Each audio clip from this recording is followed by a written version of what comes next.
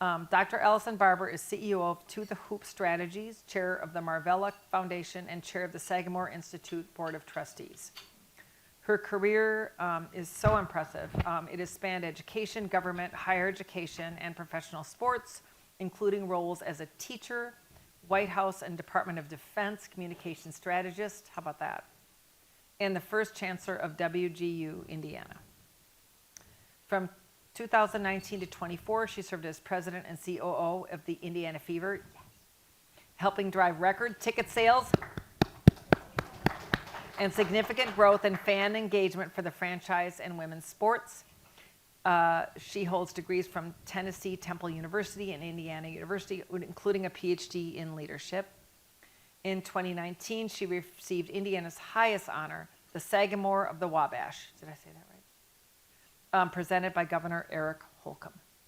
She serves on several nonprofit and civic boards and is active in community volunteer efforts across Indiana. So we'll have a fireside chat here, and then we'll, I think, have some time for questions too.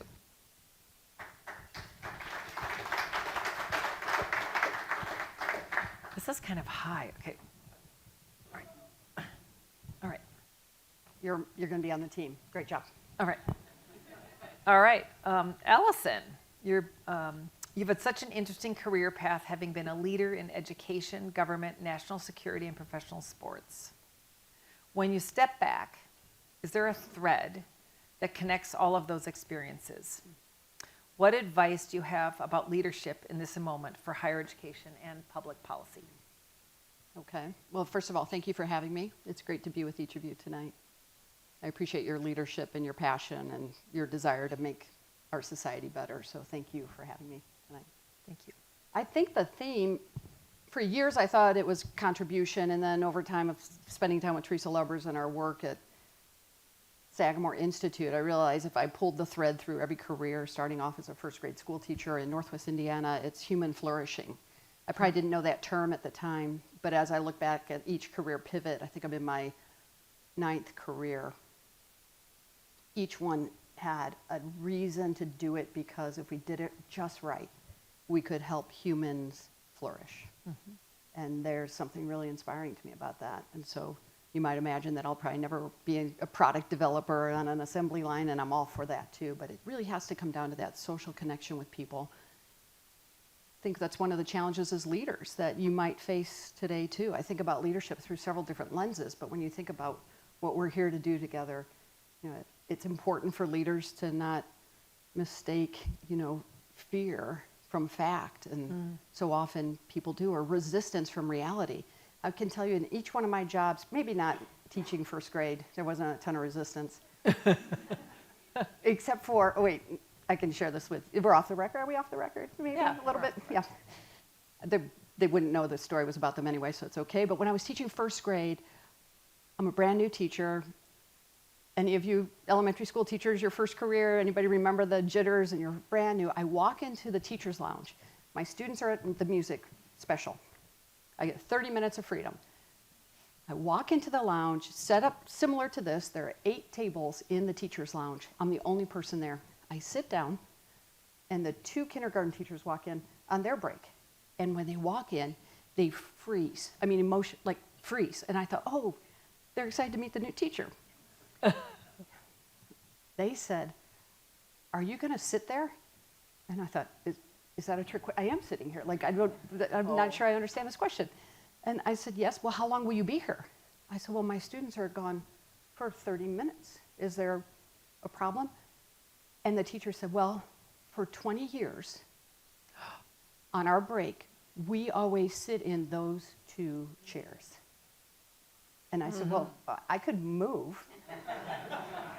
And I moved right back to my classroom. I was like, what have I just signed up for? But I think about the resistance to change. And we see it a lot in education because people are uncomfortable with change. So as leaders, really it's our job to say, is it really, what's resistance and what's reality? And that's an important framework for us to think about. The other thing, in every one of my careers, I've realized that it's important for leaders that we let people borrow our vision. when you're a leader like you are with experience and competencies and backgrounds, you can see where you need to get to. Have you ever had these moments like, oh, if we just do these 3 things, we'll have a better impact on our state, on our students, on our workforce outcomes? It's so clear to you. And your team doesn't get it yet. So you have to let them borrow your vision, borrow your belief. There's that Chinese proverb, you probably know it. I actually hate it. It says, if you want to go fast, go what? Alone. But if you want to go far, go together. Right. I hate that proverb because I want to go fast and far. But it's true. So you as a leader have to let people borrow your vision until they can see it too. I think those are some important facts and viewpoints as leadership and what I've had to try to do through my careers. You described both 9/11 and the rise of women's sports as inflection points. Yeah. Tell us more about that and how, in your view, can organizations capitalize on challenging and transformational moments? What leadership lessons from crisis environments are most applicable to today's challenges in education and government? It's probably not every day you're going to connect those 2 experiences, but I was working at the Pentagon, and prior to the morning of 9/11, I boarded a flight, and it was a beautiful cloudless morning, and I flew to Atlanta with some of my colleagues from the Pentagon. The reason we were making this trip was to meet with J. Walter Thompson, an ad agency that the Pentagon had hired, and the purpose of the meeting was for them to share campaigns with us that would help increase recruitment for the military. So an ad campaign to try and instill patriotism, dedication, devotion, and willingness to serve. That was the purpose of that meeting. And when we landed in Atlanta, we took the underground tunnel and went up to the high-rise the top floor of this office building. And when we went in, the receptionist was at the front desk, and she was startled. And she said, "Are you from the Pentagon?" And I said, "We are." And we were a little late. But I thought, she's in advertising. They're always late. Like, that can't be the problem. And I said, "We are." And she said, "The World Trade Towers have just been hit." And I said, "Can you please get me to a TV?" And they escorted me to a conference room where I could see a television. And when I looked at the television, I saw the Pentagon in flames. And so I said, "That's the Pentagon." And the man said, "A plane just went into the Pentagon." So I got on my phone and I tried to call my husband, but he worked across the street and the lines were down. So I called my mom in Indiana and I said, "Mom, just want to let you know I'm in Atlanta, I'm okay." And I called my boss and made sure everybody was safe. And then we went back into the room and the CEO of this ad agency said, "I just want to let you know we've gotten confirmation that we're safe." And I thought, I don't know a lot. I'm a first grade school teacher. I don't know a lot about national security, but I'm guessing the White House didn't call the ad agency to say, "Hey, you're cool, it's good, don't worry." Like, I'm not sure that's quite right, but he was trying to give us some confidence. So they said, "We booked you in the hotel across the street. You can't get out on a plane. There are no cars to rent at the airport. You're going to have to spend the night at the Marriott." So we go across the street to the Marriott, and I asked the woman at the front desk for a phone book. You have to be a certain age to even know that existed. Yes. Right. And I went through and I called every car rental place in downtown Atlanta, not at the airport. Sure enough, a place had a minivan. They said, "Oh, you can rent this minivan if you want. But we have 2 people in our lobby that want to get back to DC. Will you take them?" I said, "Yes, of course." Wow. So we rent this minivan, and the people at the Pentagon were with me. I said, "Oh, well, we can't go with you. We've already checked into the hotel, and if you check out, you pay a fee." Which is true. Oh, well. And they're government employees, and they shouldn't have to pay that fee. I said, "Nobody's paying a fee today. We're under it. The world's upside down. We're not paying a fee." So we drove back and got back to the Pentagon, and I pull in, and my office is still in flames. I mean, it was just surreal. The whole building it was just unbelievable. And the next day, recruitment centers around America couldn't keep up with the lines. Times Square recruitment center lines all the way down the street. And that moment, you couldn't plan for, you would never plan for it, but you couldn't script that. We went from trying to get people to be serving our country and care about our national defense to not being able to keep up with the demand. It was a beautiful moment. And then in that moment, we realized, how do we preserve that spirit? As leaders, everybody gets excited about the inflection point. As a leader, you have to think about what's the long game. How do we build into that spirit and patriotism And so there were a lot of lessons we learned from that, of the connectivity to people, of appreciation, of respect, of welcoming people that maybe you didn't think would have been supportive of the military in a different day and time, but broadening our coalitions, as we heard from Yuval Levin when he talked about the Constitution. So that's what we learned from that moment. Fast forward a lot of years, I got a cold call on a Friday. Allison Bell and I started WGU Indiana in 2010, and one day on a Friday I got a call from the CEO of Pacer Sports and Entertainment, and he said, would you come talk to me about being the president of the Indiana Fever? And I kind of laughed. I said, well, that's interesting. I didn't know you were looking for a president. I've never worked in sports. Sounds like a wonderful opportunity. Thank you so much, but the timing's not really right for me. And he said, well, will you just come talk to me anyway? And I said, I'll talk to you, but the timing is not really good for me. He said, okay. I hang up the phone. I call my husband. I'm like, you are not going to believe the call I just got. And he said, well, what are you going to do? I said, oh, no, I'm taking the job. I just wanted to be able to negotiate my salary. So, and I found out maybe a month or two later that Teresa Lovers was the one who planted the seed about if you need somebody who likes marketing and branding, it might be a role for me. I joined the Fever. They were the worst team in the country, right, Ken? Ken's a 20-year season ticket holder. Worst team in the country. But I believed in what they could be. You know, remember before, it's like, let people borrow your faith. Let them borrow your belief. I knew we could make an impact for girls and women. And it's okay, the score was terrible. We won 6 games my first season. It was rough. But you know what happens if you lose a lot? You get first round picks. And it's not really something that felt comfortable to me, but I didn't make up the rules in basketball sports, but that's how it worked. And you know, 5 short years later, we drafted Aaliyah Boston, and the next year, Caitlin Clark. And we went overnight inflection point. The phones rang all weekend when Caitlin went into the draft and said she was going pro. 6,000 phone calls, just unbelievable. We went from having 2,000 people in our stands to 17,000 at every game. Away games, they would rent out NBA stadiums. They were in Atlanta, and they not only sold 17,000 seats, they sold 1,000 standing room only tickets. I walk out, and there are people on the 3rd tier just looking over the balcony to see Caitlin play. So in the moment, it was great. But at the same time, we had to think about the same thing as how do you protect that spirit and support. I did ask our owner the day we're going to draft Caitlin, I said, and he's a 90-year-old billionaire who owns lots of businesses, Herb Simon, wonderful person. I said, Herb, have you ever had a moment in your company where overnight everything changed? And he said, no. So I thought I better go talk to somebody who would say yes, because I need to know how to do this. So I talked to our former governor, Mitch Daniels, and I talked to a CEO of a tech company. And I said to Mitch, what do you do when overnight something changes? And he said, Allison, do first things first.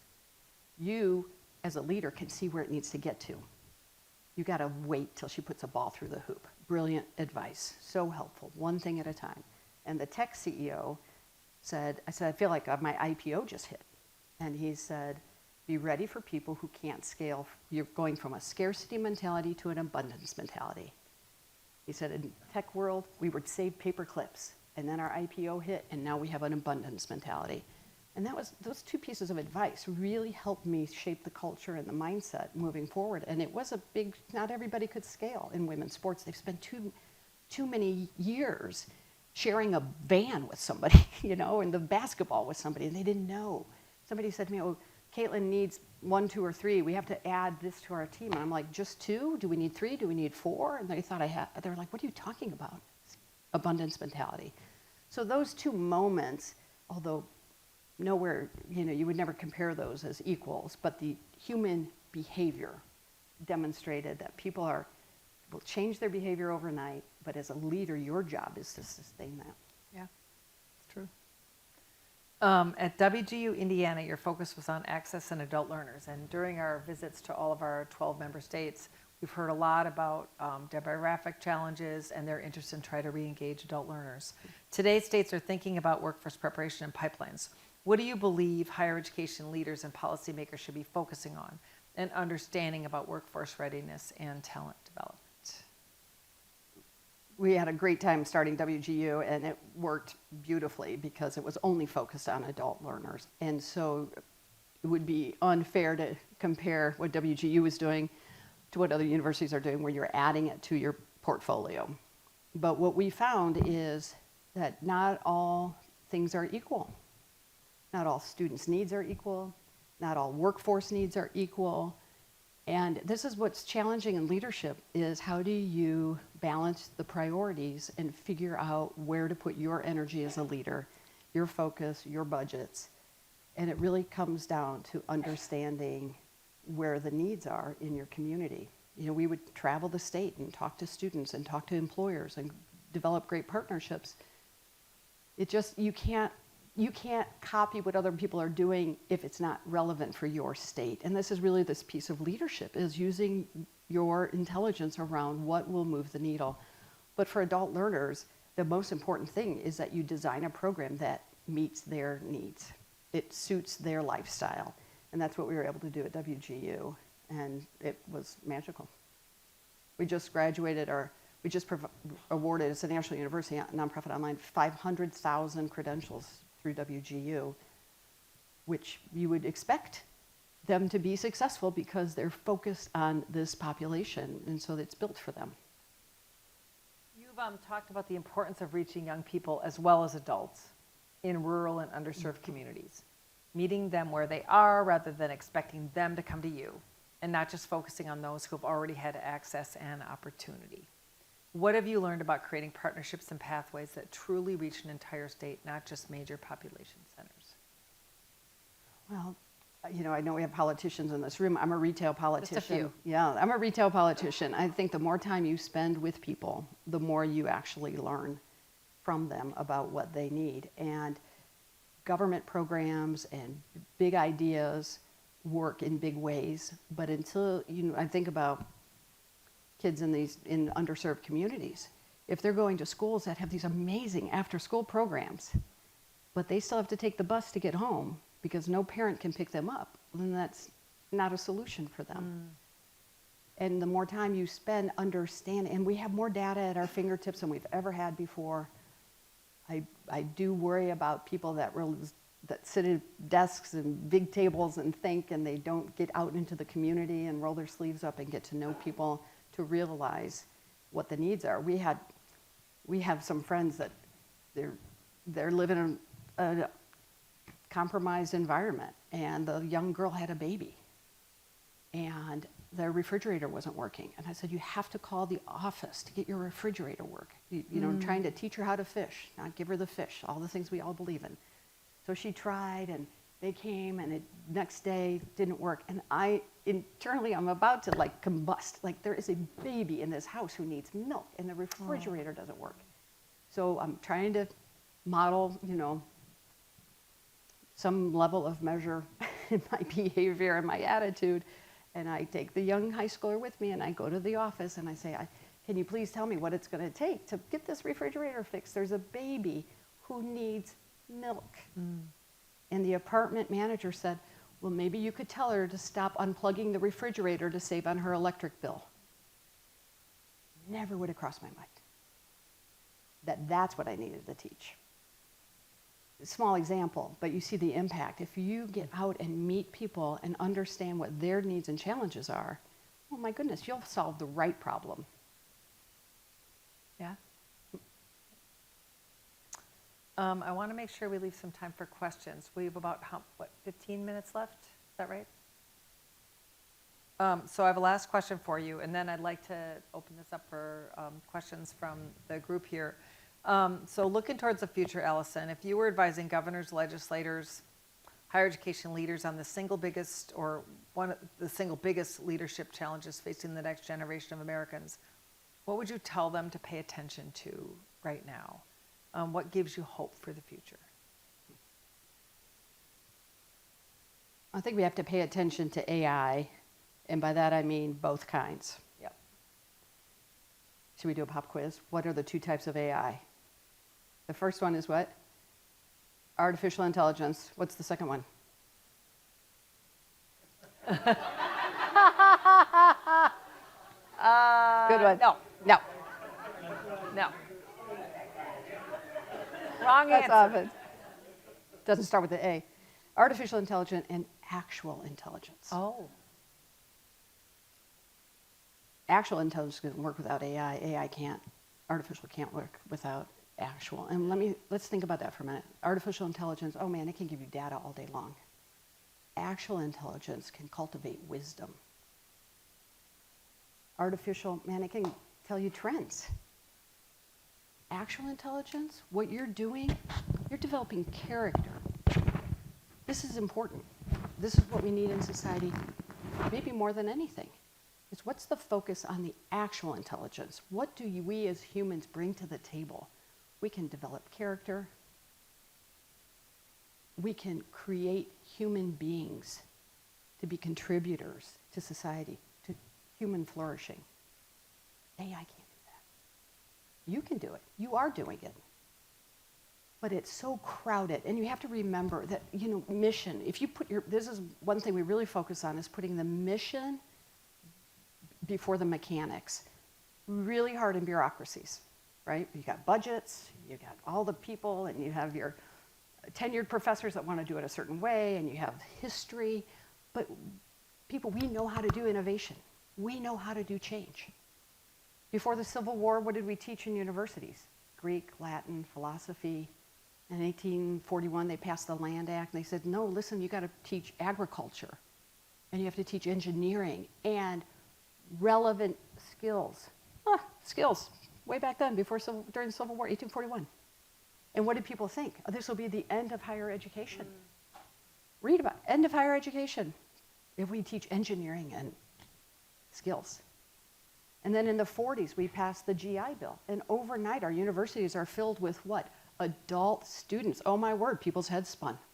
We won't have the capacity for them. We won't know how to teach them. They've already had experience. What happened? Terrific, flourishing universities because of the GI Bill. In the 60s and 70s, community college. In the 90s, the internet. We know how to do this. It's the noise. It's the people that only read headlines that think that this is a hard thing. We've done the hard thing. You've all done the hard thing, and you know how to do it. So I would find great hope in the fact that leaders like you understand the mission before the mechanics. You get up every day. Nobody in this room gets up every day and thinks about how you can really, hurt society. You're doing the hard work, but you know how to do it. So this room gives me hope. A lot of things give me hope, but nothing more than the people in this room who every day show up and say, what can I do to advance society through my platform? And I think that's awesome, so thank you. Thank you. All right. We have about 5-ish minutes or so, 5, 6, 7, 8 minutes for questions for Dr. Barber. Any questions? Representative Murphy. I will dovetail off this AI thing. My concern, I understand your two forms of AI, excuse me, and I've had a couple of drinks. But are we going to get into a situation where the actual intelligence is only going to come from a very small number of elites, and they're going to be doing all the thinking, and then AI is going to come down and give the rest of us the information that we need? You can see trends of that in history. If you look back at, if you're watching any of the World War series on Tom Hanks we were talking about earlier, with Stalin and Hitler and people who held all the knowledge at the highest levels, of course that's a risk. But we don't have to accept it. We don't have to allow it. We have more freedoms to push back on those exact issues if we choose to. And I think most of us will, that there are ways, and education, the classroom is the best place for that. And so it's not a perfect solution. It's complicated, but we know how to do complicated really well here. And it all can start in the classroom.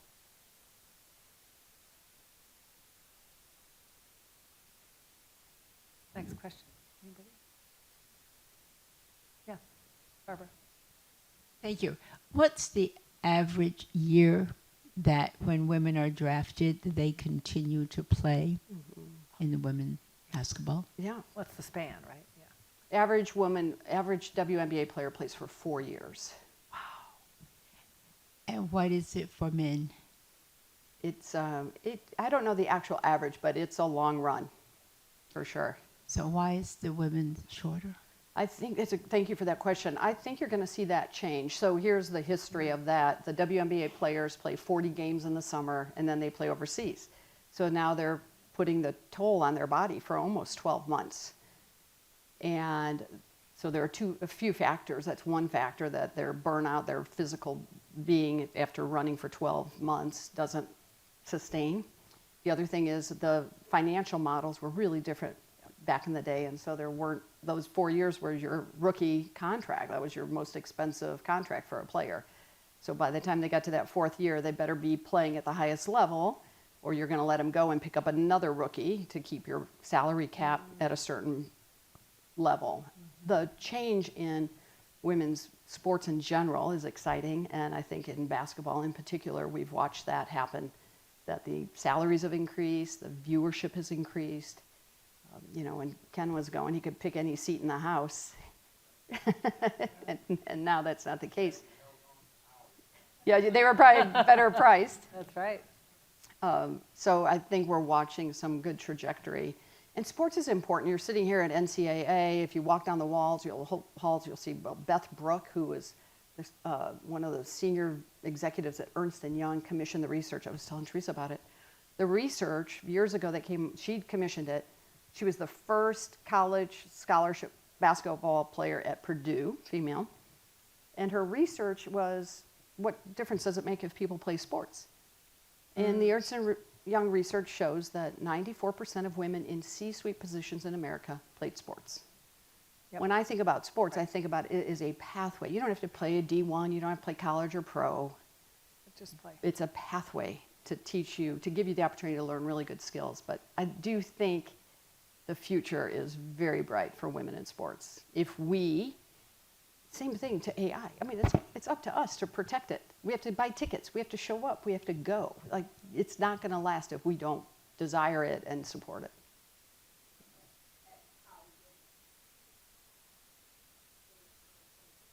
That's right. Mm-hmm. That's right. You know, with sponsorship for tennis, the first, when I got this job, I didn't know anything about sports. I really didn't. Like, they gave us T-shirts. There was a Pacer season. The T-shirt on my chair said, "Gold don't quit." The Pacers colors are gold and blue. Gold don't quit. I called the marketing person. I said, did you get a lot of these T-shirts? She said, 18,000. Why? I said, well, there's a typo. And she said, well, I'll be right down. She came down. She was like, what's the typo? I said, it says gold don't quit. It either needs to say gold, comma, don't quit, or gold doesn't quit. And she just looked at me and she's like, you know, this is why people in education don't really come into sports. That's great. So I had a lot to learn in that space, but we figured it out. But in tennis, but the thing about it was, so I read everything I could about sports. The first sponsorship for women's tennis, I can't even believe this today, Virginia Slim cigarettes. That's right. I remember that. First corporate sponsor of women's sports. Can you imagine a cigarette company being a sponsor of a sports team? I remember that. It was interesting. Thank you. Mm-hmm. Don't they usually start their careers a little bit older than what a NBA player would? Yes, you can. I mean, most of the top draft picks in the NBA are like 19. Yeah. I think most years are probably 22. That's right. You have to have a college degree or 4 years out of high school. So some players play overseas. They designed it that way because back in the day, and these things, hopefully they don't stay, but you do the best you can with what you have right in front of you. And when they started the WNBA, they knew that it wouldn't be very lucrative and that the players might not play very long, and they thought the best thing that those women could have would be a college degree. Make sure they have a college degree. Yeah. To do their job. Yeah. Of course, now with NIL, nobody really cares about that, do they? That's crazy. Yeah, well, we care about it. So the women have education, usually bachelor's, oftentimes master's. Really smart. How much time do we have? One more? One more question? Anybody else?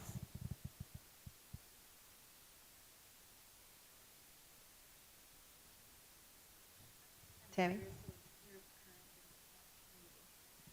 Thank you, Tammy. I asked like what her current, what she's doing, working on now, even though you talked a little bit about it, and what's next for you. So I have joined a small team of people. We're raising $100 million to create the country's first girls' sports and leadership complex. It's named Marvella for Marvella By. Her husband, U.S. Senator Birch By, authored Title IX, inspired by Marvella. I love Marvella's autobiography. She was a 10-year-old girl. Her dad was a farmer. World War II happened. He wanted to serve. He got told no by the government because they needed people to keep farming, so there was food. So 10-year-old Marvella would drive the tractor on her dad's farm. And she's a scrawny little girl, could barely drive the thing. She said every time she would leave in the morning, her mom would say to her, Marvella, do your part and do your best. Isn't that profound? Do your part, do your best. We took the inspiration of Marvella and we said, why don't we create not just a sports complex we have 100 acres, a sports complex for travel teams. Here just in girls. Indianapolis. In the Indiana area, the regional area.